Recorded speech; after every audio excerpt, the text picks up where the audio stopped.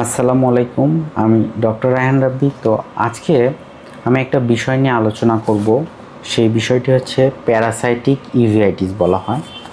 আমাদের কিছু কিছু রোগী আমরা পেয়ে থাকি যারা আনহাইজেনিক পরিবেশে থাকে বা যাদের ক্ষেত্রে হাইজিন মেনটেন করা সম্ভব হয় না, তাদের ক্ষেত্রে অনেকেরই ক্ষেত্রে টক্সোপ্লাজমোসিস নামে একটা ডিজিজ আছে।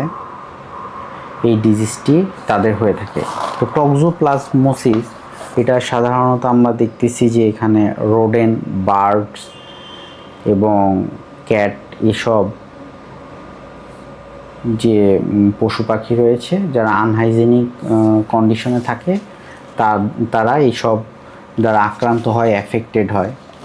তো টক্সোপ্লাজমা গন্ডি নামে এক ধরনের ব্যাকটেরিয়া রয়েছে যার মাধ্যমে আক্রান্ত হলে তাকে টক্সোপ্লাজমোসিস বলা হয়ে থাকে।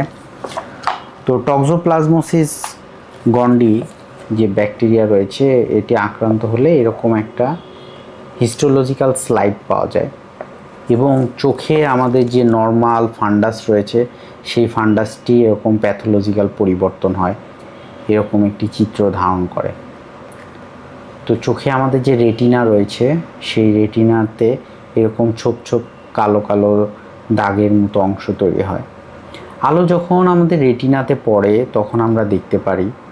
তো রেটিনাতে যেহেতু এরকম একটা পরিবর্তন চলে আসে টক্সোপ্লাজমা গন্ডি আক্রমণের কারণে, তো তখন রোগীটি সাধারণত দেখতে পায় না, রোগীটি কম দেখে এবং অনেক ক্ষেত্রে ইউভেইটিস যদি ডেভেলপ করে চোখে পানি পড়ে, ফটোফোবিয়া হয়, দূরে দেখতে কষ্ট হয় রোগীটি, যেহেতু ফান্ডাসে একটা পরিবর্তন চলে আসে।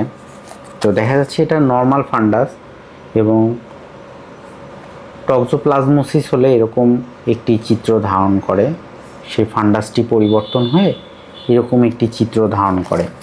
টক্সোপ্লাজমোসিসের মাধ্যমে আপনাদের দেখাচ্ছি যে ফান্ডাসে এরকম একটি পরিবর্তন হয়।